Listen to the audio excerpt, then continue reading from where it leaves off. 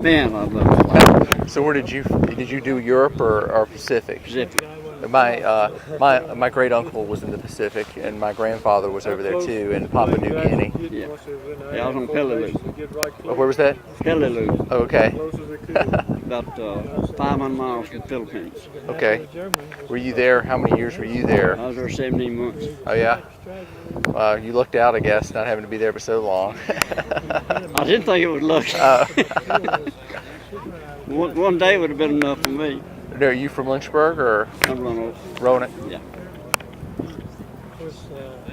This is He was in the Air Force. He was shot down. He took him 3 months to get back to England. Oh, did it? Yeah.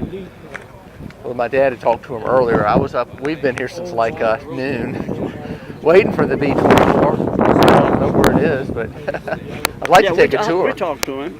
Oh, you did? Yeah. But, yeah, I went up. Buddy of mine was gun on one.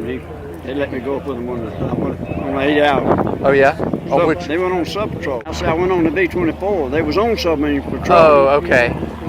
Did you find anything? Did you get any? No, we didn't see nothing. I was glad to get back. I was cold. Oh, yeah? You know, you'd think out in the Pacific, shoot, I like the froze was up. Really?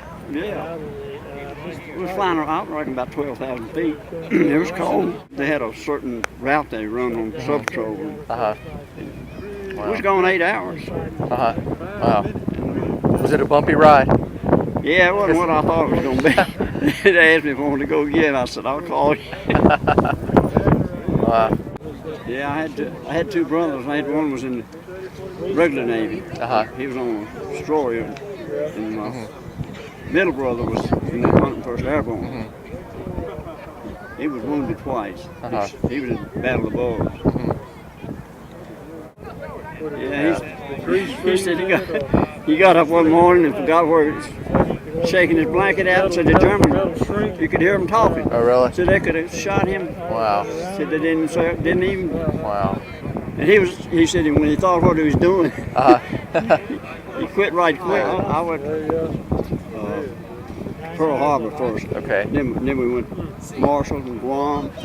So when did you get to Pearl Harbor? 44. 44. So you were on the B-24, and did you do the turrets? Or? I've been in them, yes. Yeah. Wow. They're not my favorite. No, I would think not. That ball turret you see back there, on the back end of that. That one sticks out. The one on the 24 retracts back and forth. But when you're in there, you don't have a parachute. Wow. And you're in a fetal position. And you roll over, and you're doing fine, as long as it's working. As soon as it's not working, then you got to go manual. And here's the pilot standing up there saying, bail out, bail out. Poor guy's trying to crank that thing up so you can open the door, because if you open the door, you're outside. Wow. And no parachute. So, I mean, I guess you'd hated doing night missions more than day missions. I mean, I guess at night, day you could see the Germans coming, the fighter planes, and then at night you just would see, I guess, gun blast. Well, we didn't do much night flying. Oh, you didn't? The English done the night flying. Oh. We done the day flying. But even in the daytime, we only saw blurs. The guy that was by your window doing 300 miles an hour, or whatever they do, and all you see is, there he goes. And, I was in London when the buzz bombs come in. Really? Wow. So you were over there quite a while. Were you over there as a civilian first? No. When was you shut down? 1944. 44. And you, 1944. I can give you time and date if you want. You remember what hour it was? Yes. How long did it take you to get out? 1:30, March 18th, 1944. Wow. And you was in there how long? About 30 seconds. Just long enough to say, what the hell am I doing here? Yeah. But you didn't have the parachute. I guess it just crash landed. You said you couldn't use the parachute in the turret, but you could. You had a chest pack. Uh-huh. As soon as you get out of the turret, you hooked it on. Oh, okay. And I hooked mine on. The problem I had, my tail gunner was standing next to me like he is. Uh-huh. And when I saw him stand there, I said, I wonder what he's doing out here. And I finally got the message I should be doing something. Yeah.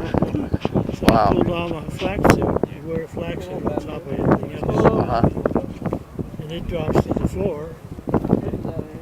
I reached over, I picked up my parachute and hooked it on. And I reached over to get my walking shoes, and it blew up. The wing came off, and they don't fly very well. Yeah. What kind of plane was that? One of this guy's late here, he's going to bring one in. But I had no control of it after that. Yeah. The plane went into violent spin. And the guy that was next to me, he didn't make it out. You didn't? But I happened to, on the way around, as the plane would roll, I fell on the window. Now, if I didn't have my chute on, I'd have been up the creek. Uh-huh. I almost was up the creek anyway. I made a delayed jump. Certain things happen on the way down. You talk to yourself, look around. You ask questions and answer them too, don't you? And I went to pull my ripcord. I couldn't get my hand in because I had my gloves on. So I had to take my glove off.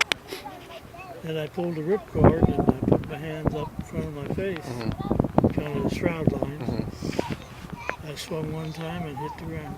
Good, dude. But it wasn't my fault. I didn't know where the ground was.